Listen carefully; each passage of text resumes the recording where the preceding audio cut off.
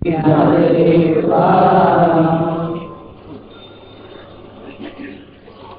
आता 15व्या आणि तिथून खरं आता सत्ताशास्त्र सुरू होतं म्हणायला हरकत नाही. मग आतापर्यंत काय झालंय? आतापर्यंत प्रस्तावना झाली खरंच बरं का. म्हणजे तत्वज्ञानामध्ये किती सूक्ष्म विचार असतो याची कल्पना आज आपल्याला येईल. श्लोक अगदी सोपा आणि साधा आहे. न रूपमस्येह ततोपलभ्यते नान्तो न चादिर् न च संप्रतिष्ठा अश्वत्थमेनं सुविरूढमूलम् असंगशस्त्रेण दृढेन छित्त्वा.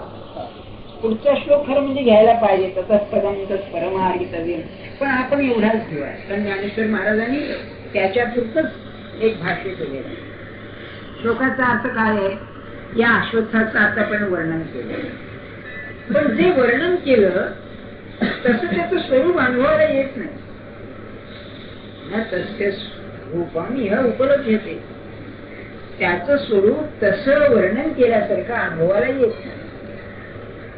शिवाय म्हणाले भगवान सांगतायत त्याला आदी नाही आणि अंत नाही. नातोंची आधी नच संप्रतिष्ठा. याचा आधार काय आहे? संप्रतिष्ठा म्हणजे याची स्थिती मध्यम स्थिती असं. हे कशावरती अधिष्ठित आहे याचा पत्ता लागत नाही. मग असं ज्याचं मूळ दृढ झालेलं आहे सुविरूढ मूल असा हा अश्वत्थ कापून टाकला पाहिजे. कशाने? असंग शस्त्रेण दृढेन चित्वा. दृढ असंगरूपी शस्त्रांना हा कापून टाकायचा आहे. आता त्यातला विरोधाभास असा आहे, एवढा वृक्ष वर्णन केला काय त्याचं नाही का. मागच्या रविवारी कंबक्ती निघाली आपली त्याचं वर्णन करता करता. हा म्हणाले कापून टाकायचं आहे. म्हणजे वडाचं झाड अशीच कल्पना केलीत आपण तर प्रचंड वाढलेला हा वृक्ष शेवटी नाहीसा करायचा. असंग शस्त्रानं नाहीसा करायचा आहे. असंग म्हणजे वैराग्य.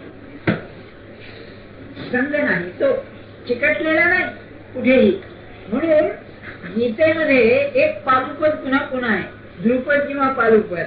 असंग बर, निरासक्त बर, आसक्ती सोड. अमृतरायाचं एक पद आहे, वैराग्यासारखे भाग्य नाही.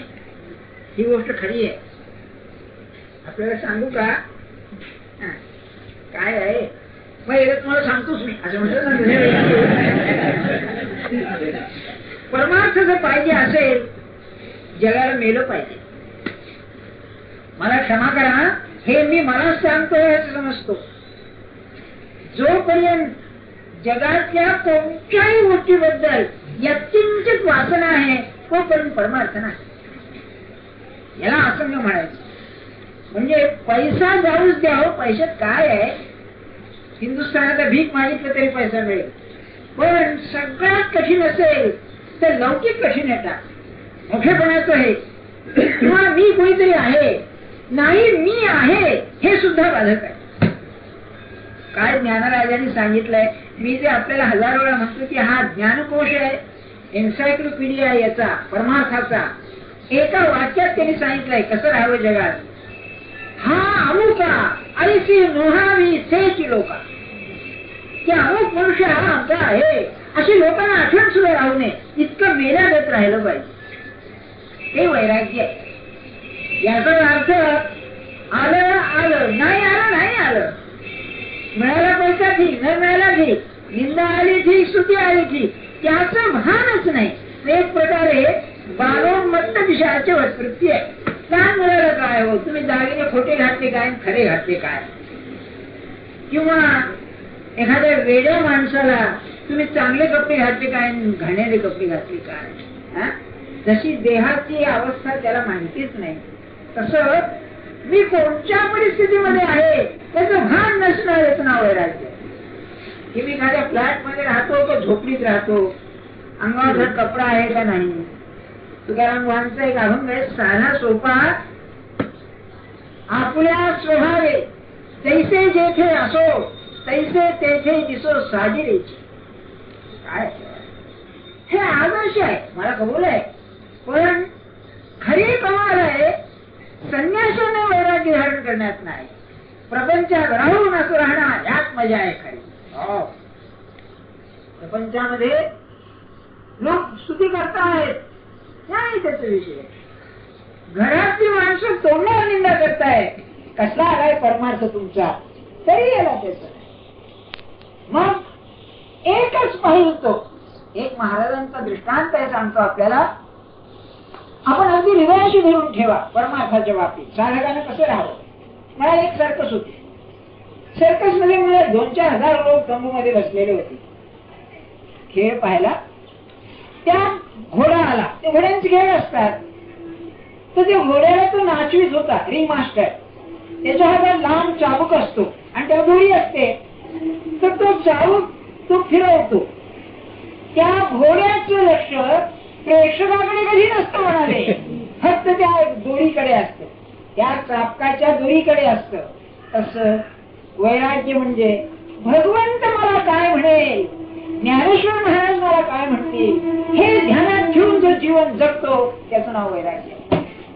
कारण त्यांना आवडतं कोणचं, त्यांना जे अभिजात आहे, जे वैराग्याला अनुकूल आहे तेच त्यांना आवडेल, बाकी काय त्यांना आवडेल. म्हणूनच ते संत ना. म्हणून वैराग्य पाहिजे ते असंग. आणि त्याची तारीफ अशी की एवढा हा वृक्ष जो आहे हा असंग शस्त्रांनी बरोबर कापला जातो. मी कॉलेजमध्ये असताना तिथे एक बायोलॉजीचे प्रोफेसर होते. त्यांना मी सहज विचारलं, अरे जमते ना बरं का. का म्हटलं अलीकडे एवढे तुमचे शोध झाले, पण एवढी झाडं तुम्ही कापता बिपता ते लाकडा करता कापा, पण त्याला जर नाहीच करायचा उपाय नाही का. अहो आहे म्हणाले, त्याला इंजेक्शन देतात, म्हणजे 4 दिवसात ते वाटतं आणि आपोआप मरून जात नाही का. तर भगवंताच्या वेळेला इंजेक्शन्स नव्हती मला वाटतं, म्हणून त्यांनी शस्त्र वापरलेलं आहे. असंख्य शस्त्राने नाहीच करावं. खरंच आहे बघा. बरं, आपली एक कल्पना चुकीची आहे ती सोडून द्या. हिंदुस्थानामध्ये वैराग्य म्हटलं की लोकोटी घातली आपल्या वस्तू वापरायची चालला. अरे नाही, हे वैराग्य नाहीच आहे. वैराग्य असं आहे, आतून त्याची ही सुटली पाहिजे. बाहेरून सोडणं फारच सोपं आहे आणि तितकंच आतून सुटणं कठीण आहे. म्हणून नाथांच्या सारखं वैराग्य पाहिजे. पाहावं तर सगळं बरोबर आहे, व्यवस्थित आहे, आणि आतून पाहावं तर सुटलेलं आहे. हे खरं वैराग्य. वैराग्य म्हणजे आतून त्याची ती हवेपणाची स्फूर्तीच केली पाहिजे. हे खरं वैराग्य आहे. आणि आजच्या काळाला तर ते अतिशय अवश्य आणि योग्य आहे. कारण आपण ज्या समाज पद्धतीत राहतो त्याच्यामध्ये भिक्षा सुद्धा मिळायची नाही. आज आपल्याला मुंबईत सुद्धा मी भिक्षा मागायला कोणी पाव भिक्षा मागता, मी साधना करतोय, या बसा म्हणले घरी असं म्हणेल नाही. मग अगदी जरूर पडली तर हॉटेलमध्ये राहावं. ओबेरा हॉटेलमध्ये मोठ्यापैकी आहे ना, वगैरे 25 राहावं, पण आपली साधना चालावी. काय हरकत आहे, जरूर ठेवावं अगदी असं ते आहे. म्हणून असंग शस्त्राचं अतिशय महत्व ते सांगण्याकरता सगळं एवढं आहे. आणि सांगणारा जो आहे भगवान, तो तर वैराग्याचा मूढमणीच होता. बोलून काय सांगावं आपल्याला. कृष्णाचं चरित्र समजणं अतिशय कठीण आहे. परंतु वैराग्याची जर गोष्ट सहन घ्यायची झाली, एक ममत्व सोडण्याची, तर जेव्हा पाहिलं की आपली मुलं बाळं उच्छृंखल झालेली आहे आणि आपण आहोत तोपर्यंत थोडी गाड्याच आहेत, आपण गेल्यानंतर हे समाज कंटक होणार आहे, आपल्या हाताने त्यांचा निपात केला म्हणजे माझं काम झालं आणि चालते झालं. काय वैराग्य. बरं, साम्राज्यासारखं साम्राज्य अरे हाताशी आला असताना आपल्या बापाला त्या उग्रसेनाला याच्यावरती बसवून टाकलं राज्यावर, आपण बाजूलाच राहील नाही. ही सामान्य गोष्ट नव्हे. बरं, मोठ्या मोठ्याला साधत नाही हा सांगणारा आणि त्याच्या भाषा लिहिणारे. अरे श्रीकृष्णाला लाजेल असं यांचं वैराग्य. ज्ञानाच्या बाबतीत मी म्हणत नाही तसं, परंतु काय सांगावं त्या ज्ञानेश्वर महाराजांचं वैराग्य. खरोखरच ते जर आता आले म्हणाले माझं केवढं महत्व वाढले, मीच नव्हता असं म्हणतील ते पाहिल्यानंतर. काय खरं विचार करा आपण, त्या पुरुषाचं अंतःकरण काय असलं पाहिजे. ज्या समाजाने खायला प्यायला धड दिलं नाही, गावात राहू दिलं नाही, संन्यासाची काठी म्हणून अवहेलना केली, अशा समाजाकरता इतकं दिव्य वाङ्मय निर्माण करून ठेवणं आणि पुन्हा जो जे वांछील तो ते लाहो अशी भगवंताची प्रार्थना करणं, हे काय वैराग्य म्हणजे काय आणखी? अरे उपनिषदातल्या ऋषींना सुद्धा वैराग्य साधलं नाही, ती ह्या पुरुषाला साधली, या मुलाला साधलेला आहे. कसा असेल मला सांगा? म्हणून असंग शस्त्रे. आणि मग पुन्हा पुन्हा सांगतोय, ही मनाची अवस्था आहे, बाहेरचं नाही. तुम्ही बाहेर काय करता याला महत्व नाही, लाखो रुपये जमा ठेवून राहा, पण जर जायचा प्रसंग आला तर लाख वाढून बाजूला होण्याची ताकद पाहिजे. याचं नाव वैराग्य. वैराग्य वस्तूमध्ये नाहीये, वैराग्य मनाच्या याच्यामध्ये. आणि तुकाराम महाराजांचा अनुभव असा आहे की जोपर्यंत वस्तू हवीशी वाटते तोपर्यंत सारी ती दूर पडते आणि पाठी सोहळे उदासा, ज्याला नको आहे ते त्याच्या मागे लागतं. आणि गुरुची कमाल तिथे आहे, तुमच्या मनातली ती गेली ती घे आता. अरे आता घेऊन ठेवायचंय काय? महाराज एक गोष्ट सांगत, एक मनुष्य होता दारिद्र्यानं गांजला म्हणाले. तेव्हा त्याला कोणी सांगितलं की त्या लक्ष्मीची उपासना कर, म्हणजे म्हणले ती प्रसन्न झाली की तुला धन मिळेल. केलं त्याने खूप उपास तपास करून वर्ष 2 वर्ष 4 वर्ष केलं, काही नाही. एक दिवशी अति संतापला म्हणाला फुकट आहे तुझी सर्व उपासना, म्हणून संन्यास घेतला की एक पिशवी पैशाची घेऊन आला, कारण आता स्पर्श करायचं नाही त्याला. गेलं म्हणले, तो म्हणला आता करायचंय काय मला? अर्थात तो ब्रिटिश साम्राज्याचा संन्यासी नव्हता, कोकणामध्ये एक ग्रस्त होते, त्या कर्ज फार झालं. तेव्हा काय करावं, कुणी ते एका वकिलाने त्याला सुचवलं आणि वकील सुचवणारे की तुम्ही संन्यास घ्या म्हणाले, म्हणजे जरा गेले म्हणे कर्ज ते बरं का. आणि ते ग्रस्त मग घेण्या देण्याचा व्यवहार करीत, लेन देण्याचा. आणि मजा काय, बायकोला पैसे घे म्हणायचे, मोजून दे म्हणायचे, आपण संन्यास म्हणून बाजू म्हणायचे. बरं का नाही, मुद्दा सांगण्याचं आपल्याला कळलं ना की असं वैराग्य पाहिजे. आणि वैराग्याला तेज आहे बघा, खरोखर सांगतो आपल्याला. गांधींचं जवळ काय होतं खरं सांगा, विचार करण्यासारखी गोष्ट आहे. काय होतं टिळकांच्या जवळ काय होतं, ते बाकीचं कार्य बुद्धिमत्ता याला महत्व नाही, पण याही पेक्षा तुमच्या आमच्या अंतःकरणाला जाऊन भिडणार असेल. शिवाजी राजाजवळ काय होतं, त्याच्यासारखे राजकारणी पुरुष नव्हते का त्यावेळेला? कितीतरी असतील बुद्धिमान हुशार. अरे खुद्द औरंगजेब महाराजकारणी, त्याला तर त्या भाषेत बोलायचं नाही, पण महाराजकारणी लबाडाचा सगळा होता. पण याच्या जवळ जे वैराग्य होतं, ते वैराग्य कोणाजवळ होतं सांगा? काय सामर्थ्य असेल या पुरुषाचं, वैराग्य सामर्थ्य. एवढ्या कष्टानं मिळवलेलं राज्य एका आपल्या सहीनिशी समर्थांच्या झोळीत टाकतो, काय सामान्य आहे गोष्ट? तुम्ही आम्ही वर्गणी द्यायची तर महागाई झाली म्हणून 2 रुपये कमी करतो, कुठली द्यायची वर्गणी म्हणून? काय असेल बघा. आता ते गुरु आणि ते शिष्य एकमेकाला शोभणारे, गुरुही असे भेटले, अरे हो ठीक आहे माझं म्हणूनच तूच सांभाळ, भगवा झेंडा लावून दे म्हणून. पण याचं तो मोठे पण खरंच की नाही का? मी तुम्हाला हे सगळं सांगत असताना मला जाणीव आहे, तुम्ही आम्ही प्रापंचिक माणसं आहोत, पण आपल्याला वैराग्य अशक्य नाहीये. वस्तू सगळ्या असू दे, मी त्याला किती चिकटलो याच्यावरती अवलंबून आहे. अगदी घरी घोडा गाडी आमचं तुम्ही सगळं असू दे, की एखादी बाई असली तर अगदी दागिने आणि वढेली असू दे, पण दागिने नसतील तर कुंकू जोपर्यंत आहे तोपर्यंत दागिन्याची किंमत नाही, असं झालं पाहिजे. तसं जीवनामध्ये परमात्मा माझे गुरु हे माझं मुख्य धरल्यानंतर बाकीचं आलं काय आणि गेलं काय, आहे नाही याची क्षिती नाही ऐसे झाले पाहिजे, असं समर्थाने म्हणलंय ना, ते त्यातला. म्हणून वैराग्यासारखं भाग्य नाही. आणि ही प्रस्तावना का पुढे ज्ञानेश्वर महाराजांचं वर्णन जे आहे, ज्ञानाच्या दृष्टीने आहे, भक्तीच्या दृष्टीने आहे, कर्माच्या दृष्टीने फारच अप्रतिम आहे. म्हणजे नुसतं त्यात सत्ताशास्त्र नाही, साधन सुद्धा त्यात सांगून ठेवले. हा गीतेचा श्लोक. आता ज्ञानेश्वर महाराज सांगतायत त्यावर, परी तुझ्या हान पोटी ऐसे गमेल किरीटी, जे एवढे झाड उत्पाटी ऐसे काय असे. हे तू ऐकलंस आतापर्यंत सगळं, तुझ्या मनात असं येईल एवढं हे प्रचंड झाड, हे प्रचंड झाड नाहीसू उपडून टाकील असं हत्यार तरी काय आहे, असं तुझ्या मनात येईल. मग म्हणाले ते ब्रह्मयाचा शेवटवरी ऊर्ध्व शाखांची थोडी आणि मूळ तो निराकारी ऊर्ध्वी असे.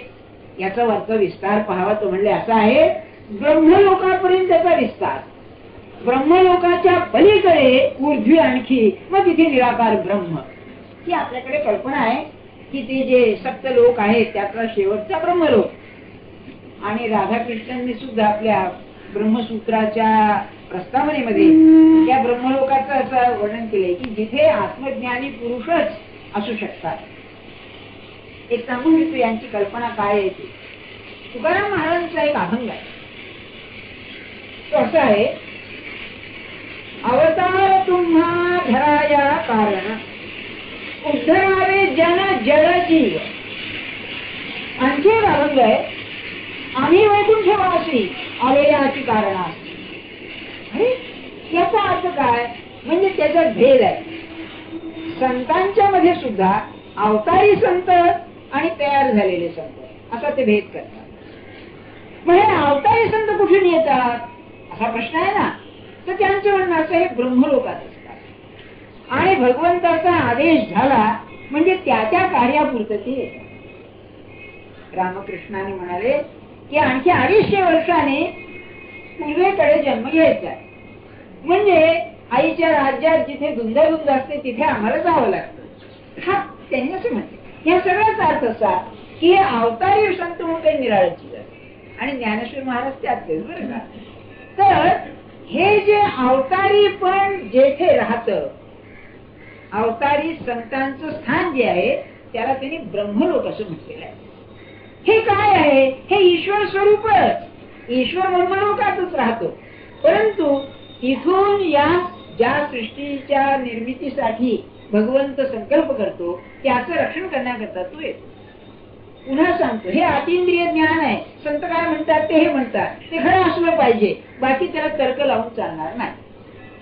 तेव्हा हा जो ब्रह्मलोक आहे, या ब्रह्मलोकाच्याही पलीकडे सद्वस्तू आहे, रियालिटी, ती ऊर्ध्व, ते ब्रह्मच आहे.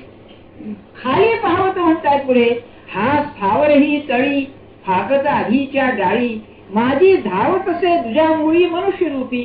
हे वरचं सांगितलं ब्रह्मलोक. आपण खालचं म्हणले स्थावरापर्यंत, जडद्रव्यापर्यंत, वर ब्रह्मलोकापर्यंत, खाली जडद्रव्यापर्यंत, आणि मध्ये म्हणले माणूस आहे. ते आपल्याला त्यांनी सांगितलं. आधा ऊर्ध्व मध्ये, तेव्हा माणूस हा मध्ये, वर आणि खाली, खाली प्राणी जनावर, आणखी हे स्थावर म्हणजे पर्वत नद्या वगैरे, स्थूलवान. म्हणून अशी ही जी एवढी प्रचंड सृष्टी आहे, ऐसा गाढा आणि अफाट. गाढा म्हणजे घट्ट, हो घनदाट असा, अफाट म्हणजे विस्तारलेला. आता कोण तरी या शेवटू, तरी धनी हा हळवटू धरसी भाव. हा तुला शुद्ध भाव तुझ्या मनात येईल. आणि काय आहे बा, एवढं हे झाड आणि कापायचं कसं. म्हणजे एखाद्या ते आपल्याकडे पंगुम लंघ येते गिरीम, एखादा पांगळा मनुष्य मोठा डोंगर चढायचा आहे तर त्याला जसं वाटावं, तसं एखादा लहान मनुष्य आहे, हा प्रचंड वृक्ष, हा नाहीसा करायचा तरी कसा, असं तुझ्या मनात येईल.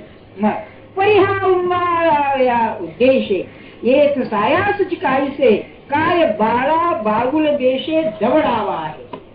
आता या पुढच्या 4 ओव्या मी वाचतो, कारण 4 दृष्टांत आहेत त्यामध्ये. म्हणजे त्यांची जी कल्पना आहे वृक्ष नाहीसा करायची, त्याची तात्विक पार्श्वभूमी सांगताय. हा झाला बागुलबुवाचा. पुढे म्हणतायत, गंधर्व दुर्ग काय पाडावे, काय शशविषाण मोडावे, होवावे मग तोडावे ह पुष्पकी, तैसा संसारू हा वीरा, रुखा नाही साचोकारा, मा उन्मूळी दरारा, काही सा तरी. मग शेवटी सांगतायत, आम्ही सांगितली जे परी, मूळ डाळांची उजरी, ते वांझेची घरभरी लेकुरे जैशी. ज्ञानेश्वर महाराज शेवटी काय सांगतायत ते आधी बघा. म्हणजे तत्वज्ञानाच्या दृष्टीने आतापर्यंत म्हणजे आम्ही हे प्रकार सांगितला, झाडाचा सगळा विस्तार सांगितला, उजरी म्हणजे त्याचा सगळा विस्तार तुला सांगितला. हे काय आहे म्हणाले, एक वांझ बाई होती, तिचं घर मुलाने भरून गेलं. हे जसं तसं म्हणले हा वृक्ष आहे. अरे काय आहे, ज्ञानेश्वर महाराजांना काय म्हणायचंय बघा आपण आता. ते सांगून मागचे 4 वेळा सांगतो आपण. वांझबाई म्हणजे वंध्या, संस्कृतात वंध्या म्हणतात. वंध्या याचा अर्थ काय? लग्न झालंय, मूल बाळ होणं अशक्य आहे ज्या बाबतीत ती, म्हणजे जिला मूल बाळ होऊन जात आहे तशी नव्हे, जिला मूल बाळ होणंच अशक्य आहे मुळात. माझे एक दीक्षित म्हणून मित्र आहेत, त्यांच्या बायकोच्या पोटात काही रोग झाला म्हणून तिचं गर्भाशय काढून टाकलं. हे मला माहिती नव्हतं.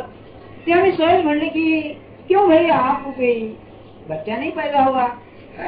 तर ते एकदम काय म्हणाले, हमारी औरत स्त्री है ही नहीं, म्हणजे माझी बायको ही बाई नाही. ऐसी क्या बात है? अरे बोले उसका गर्भाशय है कहा? म्हणजे त्या बाईला कोणत्याही अवस्थेमध्ये मूल बाळ होणं अशक्य आहे, नवरा असून तिला वांझ म्हणतात. हो ना?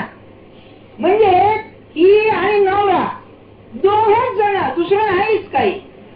ज्ञानेश्वर महाराज म्हणतायत तिच्या घरामध्ये पोराने घर भरून गेलं, ही कथा आहे म्हणले. म्हणजे काय? म्हणजे जे मुळात एकच आहे ते कल्पनेनं म्हणले होऊन गेलेलं आहे घराचं. एकाच जे अनेक झालेलं आहे असं कल्पनेनं झालेलं आहे. काय सांगण्याची खुबी आहे. हे जे जगत आपल्याला दिसतंय हे वांझेच्या लेकरांच्या प्रमाणे आहे. मूळ परमात्मा एकच आहे. परमात्मा आमच्या कल्पनेनं आम्ही भरलेला पाहतोय, तो एक अनेक झालाच नाही. समजलं ना? आता मागचे काळावेचा. मग जर हे झालंच नाहीये मग दिसत कसं? असं आहे ना. मग ही जी कल्पना केली वांझेच्या घरात लेकरं भरलेली आहे, याचा अर्थ असा आहे निराळ, दिसत निराळ. आलं ना लक्षात? मी मगाशी सांगितलं ना, आता सत्ताशास्त्र खोलात चाललंय. त्यांचं म्हणणं काय आहे ते आहेच, ज्याला बिईंग असं म्हणतात इंग्लिशमध्ये. बिईंग इज बिईंग, नाही सत म्हणजे सतच आहे. मग सत जे आहे ते अनेक झालं कसं की तुमची कल्पना आहे ते झालंच नाही. जे आहे ते असणं दिसणं जेव्हा झालं तेव्हा दिसणं खरं नाहीये, दिसणं हे आहेच आहे. आणि ते अज्ञानानं दिसतंय. अज्ञान नाहीच झाले की दिसणं हे आहे रूपानं दिसेल. म्हणजे कसं? त्यांचाच एक दृष्टांत आहे. एक माणूस हातपाय आखडून बसला होता की त्याने लांब केले, म्हणजे काय एकाचा अनेक झाला का? नाही. मग तो जसा एकच हातपाय पसरलेला झाला तसा हा जगद रूपानं परमात्माच विराज करतो आहे, दुसरं काही नाहीच आहे. याचं नाव ज्ञान. झाले जगे मी झाके 14व्या अध्यायात आहे बघा. तरी जगत तुझे कोण फाके, केळेवरी माणिके लोटीचे काही. एक रत्न आहे, त्याच्यावरचा प्रकाश आहे, त्या प्रकाशाने रत्न झाकलं का जातं. प्रकाशाचा स्वभाव आहे, तो रत्नाचा स्वभाव आहे ना प्रकाश टाकणं. तसं या सच्चिदानंदामध्ये जो आनंद आहे त्या आनंदाचा स्वभाव आहे जगत रूपानं विलास करणं. निराळं काही निर्माण झालेलंच नाही. ही ज्ञानावस्था. आता आणखी 4 दृष्टांत देत आहे. पहिला लहान मुलाचा. काय बाळा बाबुल देशे दवणावा आहे. अर्थ असा आहे, एक लहान पोरगा आहे, बापाने बाबूल उभा केला. म्हणजे काय केलं? घोंगडी अंगावर घेतली किंवा ब्लँकेट अंगावर घेतलं, केलं. पोरगा घाबरलं. घाबरल्यावर ते ब्लँकेट काढल्यावर पोरगा हसायला लागलं. अरे मीच आहे. तसं म्हणाले अज्ञानावस्थेमध्ये परमात्माच विश्वाचं आवरण घेऊन समोर आलेला आहे. विश्वाचं आवरण घेऊन समोर आलेला परमात्मा आम्हाला भय निर्माण करतो. ते आवरण बाजूला झालं ज्ञानाने की परमात्माच आहे, हसायला येईल. याच्यामध्ये अतिशय खोल अर्थ भरलेला काय आहे. इथे कल्पना केली मुलांनी, कल्पना केली. वांझेला लेकरं झाली, कल्पना केली.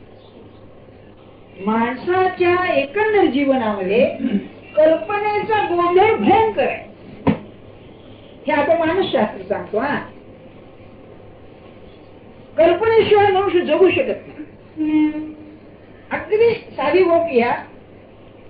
अगदी विनोदाने म्हणतो ना, अहो पुढच्या रविवारी हे सांगेल बरं का, हो तुम्ही मी आहो का पुढच्या रविवारी? मी राहणार आहे, हा तुम्ही काळजी करू नका. पण प्रत्येक जणांची कल्पना मी राहणार आहे. अरे समजा कुठून बॉम्ब पडला, भूकंप झाला, काय झालं, सगळं संपलं नाही का? काय अशक्य आहे मला सांगा? अहो काही नाही तर तुम्हाला सरकारने धरून तुरुंगात टाकलं, काही नाही, संशय आला तुमचा म्हणून, तरी आहो आपण तिथे नाही. पण कल्पनेशिवाय पाऊल पुढे टाकू शकत नाही आपण. मी उद्या सकाळी उठणार, सगळा व्यवहार करणार. मला एक गंमत वाटते नेहमी,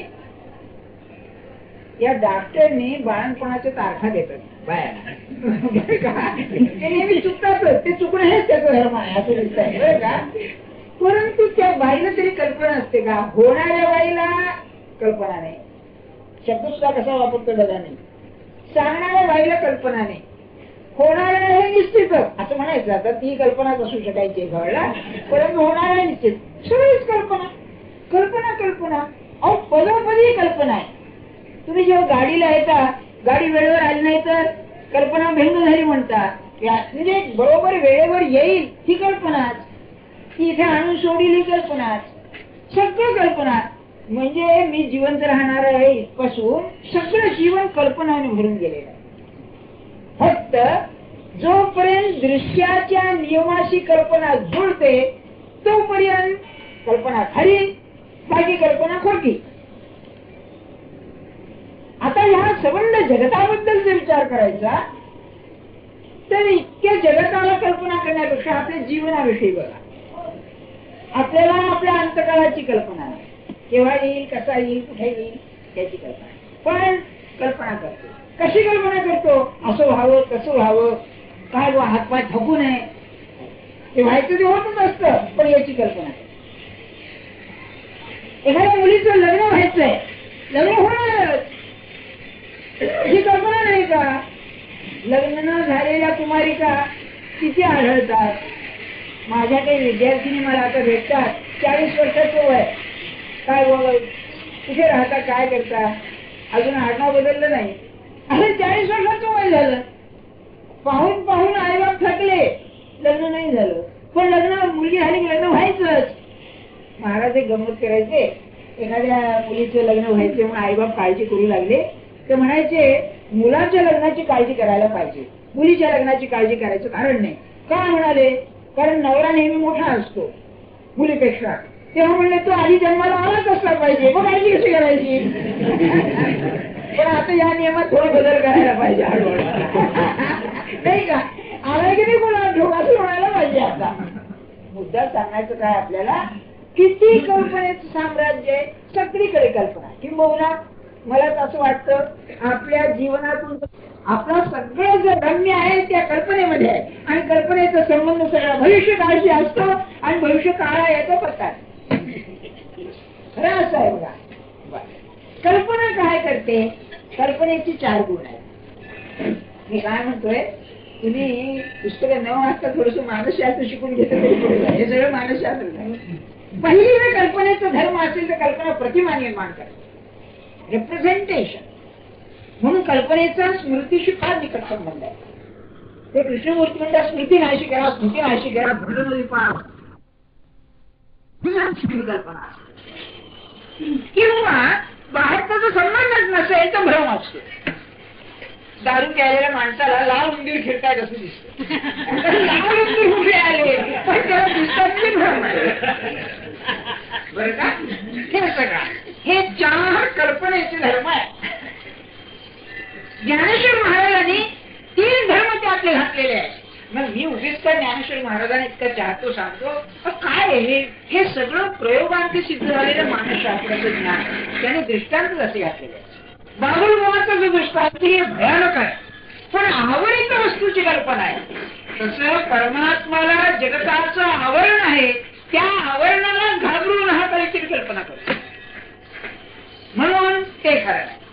म्हणजे एवढा हा जो वृक्ष आहे, हा वृक्ष हे दृश्य विश्व, हे दृश्य विश्व भगवंताला आवरित आहे, त्याला तू घाबरतोस म्हणजे तुझा भागच आतमध्ये आहे, त्याला घाबरायचं कारण नाही. म्हणून भागवत धर्म काय सांगतो बघा, योगामध्ये, ज्ञानामध्ये आणि भक्तीमध्ये फरक आहे. योग काय म्हणेल, तो विचार जो तुला टाळता येतो तोच बंद करतो. वृत्ती निरोध याचा अर्थ काय, भयाची जी वृत्ती येते आहे ती वृत्ती नाशी करून टाक, योग सांगतो. ज्ञान म्हणतात आता तोच विषय चाललाय की विचारांना आत्मा ना तर विवेक याना असं स्थिर ठेव, हे अनात्मा आहे सगळं, यात अर्थ नाही. हा पाण्यावरचा फेस आहे, पाणी नाही. आणि बोलायला ठीक आहे हो, ज्ञान आणखी योग, पण भक्ती काय म्हणते नाही, ही त्याची लीला आहे. बापाने पाळून घेतलंय, हे खेळण्याकरता केलेलं आहे. तेव्हा तुला जी कठीण परिस्थिती आलेली आहे त्यामध्ये तोच आहे, घाबरण्याचं कारण नाही. हे भक्तीचं समजे ना, आपल्याला समजलं ना. ते हृदय बघा, म्हणून ठेविले अनंत कैसे याची राहावे याचा अर्थ असा, आज ही परिस्थिती आहे व्हावा, आज ही परिस्थिती तरी व्हावा. म्हणून ती दैन स्वामीची गोष्ट मात्र तरी हरकत नाही, काही झालं तरी हरकत नाही, कारण तो आहे त्यामध्ये. तो आहे म्हटल्यानंतर जशी त्याची इच्छा, आज असा बागुलबुवा केला, उद्या कसा बागुलबुवा केला, घाबरायचं कारण काय, बागुलबुवा म्हणले. म्हणजे सत्ता जी आहे ती सत्ता अनेक तऱ्हेचं आवरण जरी घेतलं तरी एकच सत्ता अशी दिसते, अशी दिसते, अशी दिसते म्हटल्यानंतर हा घाबरणार. महाराज एक दृष्टांत द्यायचे. पूर्वीच्या काळात म्हणले हे मॅजिस्ट्रेट असत, ते मॅजिस्ट्रेटच्या घरी कैदी आणून ते रिमांड म्हणून काहीतरी घेत असत. तर म्हणलं हा कोर्टात जायच्या वेळेला बूट सूट वगैरे सगळं घालून जायचा, घरी देवाची पूजा करताना सोळवेळ नसून असायचा. तेव्हा तो रिमांड घ्यायला आलेला, सही घ्यायला आलेला पोलीस कायद्याला घेऊन यायचा. तो पोलीस जो म्हणला हे मॅजिस्ट्रेट साहेब नाही तर चालेल का म्हणाले, अरे कपडे बदलले, अधिकार नव्हत आहे. काय सुंदर आहे. तसं आज ही परिस्थिती आहे, अरे मागे तोच आहे ना, आज ही परिस्थिती आहे, अरे मागे तोच आहे ना. हे मना नाही बरं का, बाहेरून व्यवहारानं तुम्ही काय प्रयत्न करायचं करा, पण मनात ओळखून राहावं.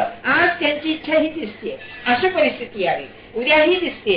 म्हणजे प्रत्येक परिस्थितीमध्ये जे परिस्थितीला भय निर्माण करण्याची वृत्ती आहे ती राहणारच नाही. म्हणून असं व्हावं तसं व्हावं. बोलायला चांगलं आहे, पण नाथांचं उदाहरण मी सांगितलं ना आपल्याला. मोठ्यांचं उदाहरण घ्यायचं काय, थोडं तरी आपल्या अंगी यावं. नाथ स्नान करून येत होते आणि तो मुसलमान थुंकला अंगावर.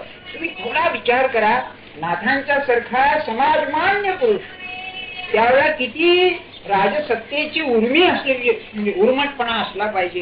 काय उर्मटपणा, अरे त्या काळच्या एवढ्या समाजमान्य पुरुषाच्या अंगावर केवळ हिंदू म्हणून पान खाऊन थुंकतो, हा काय असेल. पण त्यावेळेला सत्ता आपल्या हातात नव्हतीच. अहो आपल्याला माहिती आहे ना, समर्थाने मसूरचा रामनवमीचा उत्सव सुरू केला. त्यावेळेला त्यांचा छबिना जायचा होता, तो वाटेत आंब्याचं झाड होतं, त्याची फांदी होती, ती सरकारची परवानगी आणून तोडावी लागली. म्हणजे इतकं त्यावेळेला आपल्याला पारतंत्र्य होतं, राजकीय पारतंत्र्य. त्याच्या आधी 50 वर्षाची ही गोष्ट. तेव्हा नाथ पुन्हा गेले स्नान करायला. असं ते काय 100 वेळा झालं, त्याचे थुंकणं संपलं असेल. थुंकून किती थुंकणं आहे का तो. तेव्हा ते पाया पडला, मग तिथे खडदवडीला आहे तिथे त्यांचा भक्तच झाला. तो सगळं पालटलं. म्हणजे पैठणातल्या सर्व मुसलमान लोकांची वृत्तीच बदलली एकदम. अवलिया आहे, पीर आहे, बदललं असते. पण मला सांगा, अशी काहीतरी आतमध्ये वृत्ती असल्याशिवाय की हा परमात्मा खेळ खेळतो आहे, त्याशिवाय शांतता राहणं अशक्य होतं. हे बजावून सांगतो आपल्याला, नाही शक्य. अरे साधं तुमच्या आमची जरा गडबड झाली, खाली घराच्या बाहेर तर काय गडबड म्हणून ओरडणार भेटायचा, काय शांती असेल तरी विचार करा. नाही का, तुमच्या अनुभवाला हसताय नाही का, तुमच्या माणूसला तुमचा अनुभव आहे. गडबड घेतली आहे, काय गडबड ओरडू नये असं नाही, पण आतमध्ये अस्वस्थ होऊन ओरडू नये हा मुद्दा आहे त्याच्यामध्ये.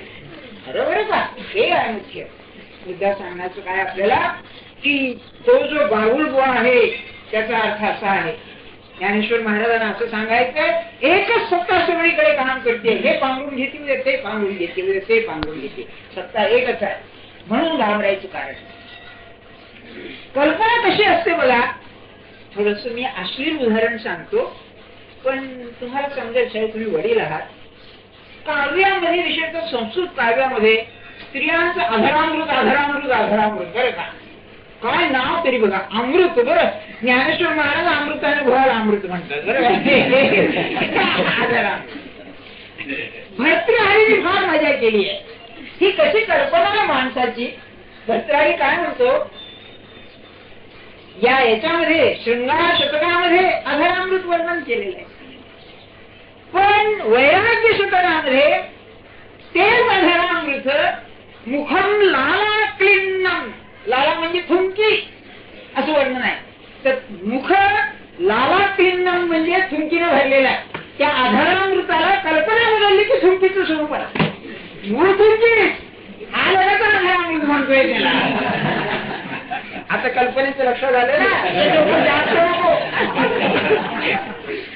असं आहे. म्हणून आवरणाच्या आतमध्ये तोच आहे असं म्हणलं की गेलं. अरे मग त्याचाच खेळ आहे हा. आणि म्हणून आपल्या जीवनामध्ये महाराजांनी एकदा असं विचारलं, संतांच्या चरित्रामध्ये आणि आपल्या चरित्रात फरक काय, बरं का.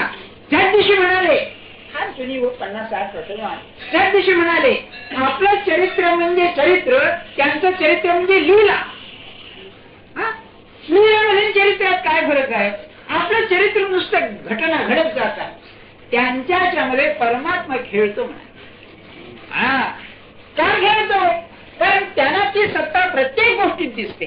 खरं म्हणजे आपल्या तसलं तोच खेळतो, त्याचाच खेळ आहे सगळा. पण आपण त्या गावच्या माकडासारखे आहोत, आपल्याला वाटतं आपणच नाचतो. अरे तो नाचवतोय असं काय हे तुम्ही ते पाहिलं असेल ना. ते तो काय त्याचं नाव होतो, माकडाला नाव काय, बापू. तो बापू असतो, त्याची ती एक बायको असते, तिला साडी पाहिजे. हाच बोलते बरं का गारुडी, साडी पाहिजे काय, हो म्हणते ती. आणि मग ती ह्या म्हणते त्याला साडी दे, मग तू फडकं टाकतो, ती पुढे बाजूला फेकून देते, त्या काढली म्हणून त्याच्या वाट लागला. आणि तू पाहिलंच म्हणजे खरं हा नाचवतो त्या, याने शिकवलेलं असतं. पण आपण किती मजा पाहतो त्या खेळाची, काय वाटतं. तसं तुम्ही आम्ही जगात जे वागतो ना, अज्ञानपासून वागवणारा तो आहे, त्याची सत्ता आहे. तोच पांघरून घेऊन, ह्या देहाची पांघरून घेऊन तोच आहे. म्हणून जे जे भेटीचे भूत ते ते मानिजे भगवंत, असा आदर्श घालून दिला ज्ञानराजाने. म्हणून पहिला दृष्टांत. आता दुसरा बघा, गंधर्व दुर्ग काय पाडावे. असं आहे, आकाशामध्ये ढग दिसतात, त्या ढगाला निरनिराळे आकार येतात. तर आपण इकडे किल्ले पाहिलेले. आता ज्ञानेश्वर महाराजांच्या वेळेला शिवाजी राजापर्यंत किल्ल्याचं केवढं महत्व होतं नाही का. अगदी अलीकडे 100 वर्षापर्यंत किल्ल्याचं महत्व होतं. पुढे मग ते गेलं. तेव्हा किल्ल्याचा जसा आकार असतो तसा त्या ढगाचा आकार दिसतो. मग हा कल्पना काय करतो, ते जे ढग दिसत आहे ते जणू काय किल्लेच आहे, ही कल्पना. बघा पुन्हा कल्पनेचं कसं हे आहे. म्हणजे इथे काय आहे, दृश्य आहे, त्या दृश्यावरती मी माझी कल्पना लादली.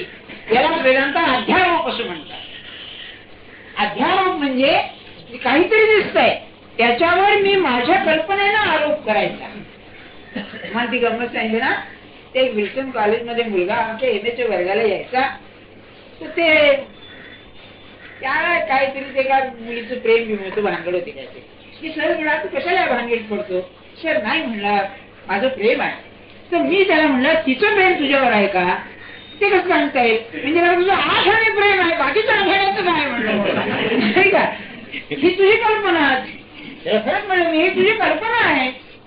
काय कल्पना म्हणजे सुरुवात काय झाली, ती रस्त्यांचा कॉलेजमध्ये चालले असताना ते व्हरांड्यातून तिची वही खाली पडली.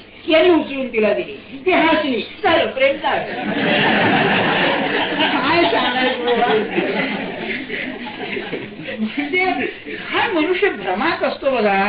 ती कल्पनाच नाही का, किती कल्पना या.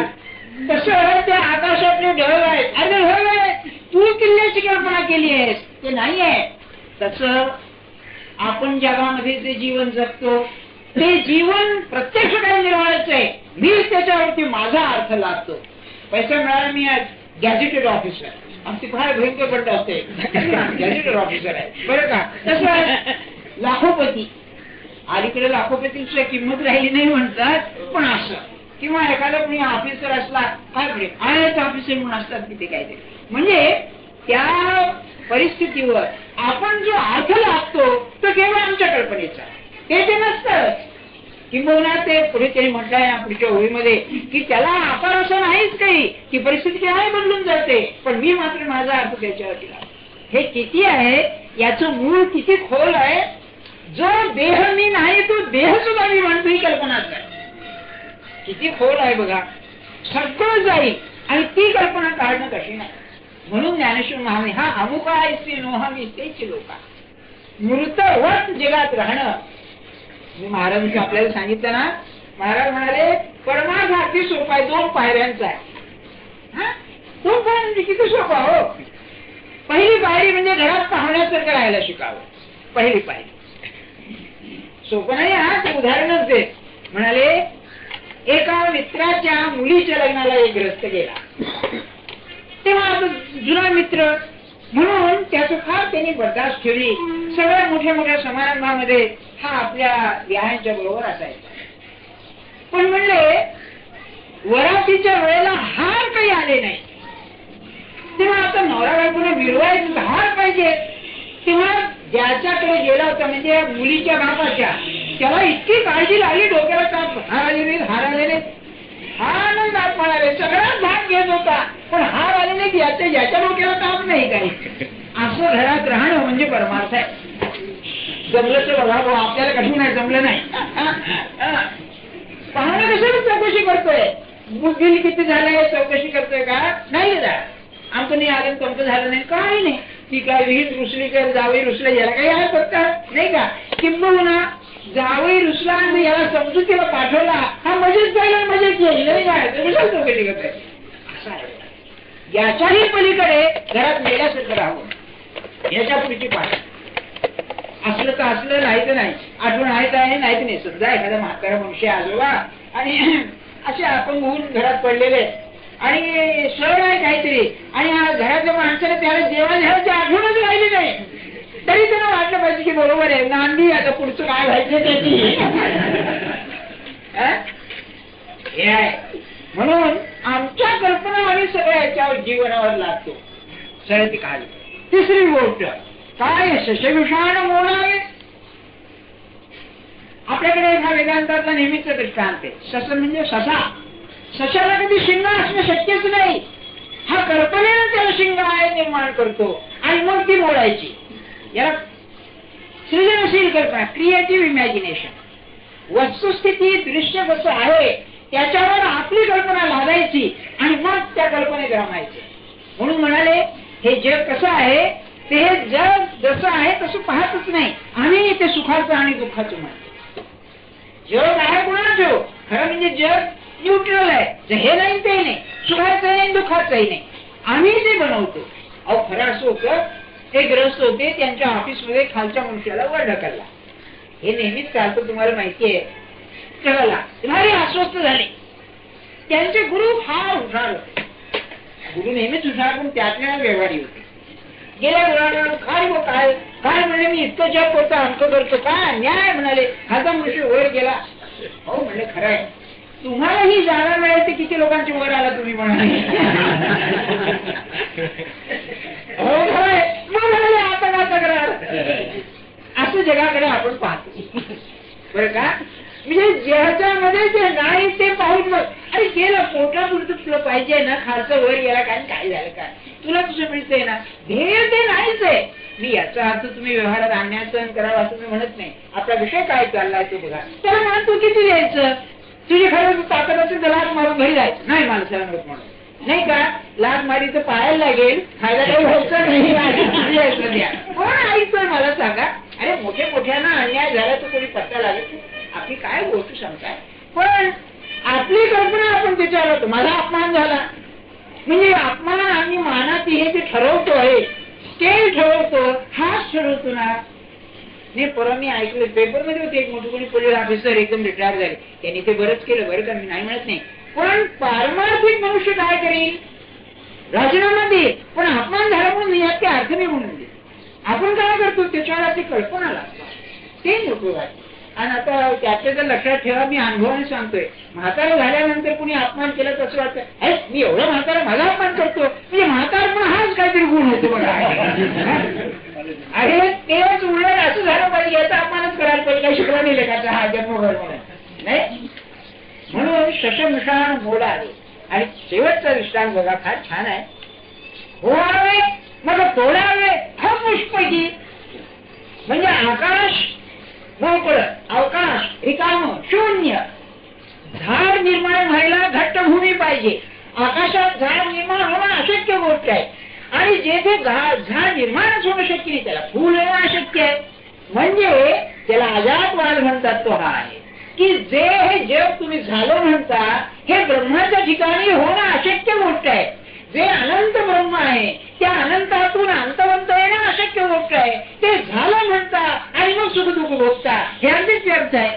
म्हणून कल्पनेनं याला हॅल्युसिनेशनच म्हटलं. इल्युजन आणि हॅल्युसिनेशन यात फरक आहे. कसं सांगतो, भ्रमामध्ये काय होतं, प्रत्यक्ष काहीतरी आहे, दोरी आहे, त्याच्यावरती सापाचा भ्रम आहे. परमात्मा आहे त्याच्यावरती जगाचा भ्रम आहे.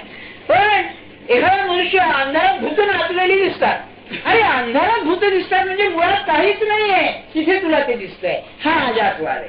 भूत झालीच नाहीत कधी आणि याला दिसतायत, हे याचा मेंदू बिघडल्याचा आहे. म्हणून अज्ञानानं तुला हे जगत दिसतंय, हे जगत नाहीच आहे. हा त्या दृष्टांताचा आहे.